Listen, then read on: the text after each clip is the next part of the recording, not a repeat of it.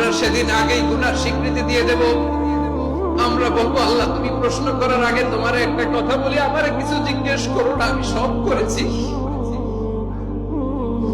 এমন কোন পাপ নাই যে পাপ আমারে দিয়ে হয় নাই। তোমার রহমত দিয়ে তুমি জান্নাতে পাঠাবা, তোমার দয়ায় জান্নাতে যেতে চাই, আমল দিয়ে না। পারবেন বলতে?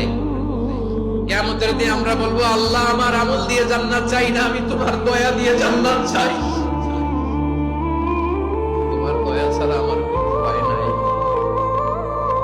কারণ আল্লাহ যদি বিচার করে, বাঁচার কারো উপায় নাই। আল্লাহ যদি বলে ফেলেন তুই এটা করলি কেন, ওখানে গেলি কেন, কোরআনে 1000 বার নিষেধ করলাম তারপরেও এই পাপে জড়ালি কেন, এরকম প্রশ্ন ছুড়ে দিলে আমার উত্তর আছে? বাঁচার কোনো উপায় আছে?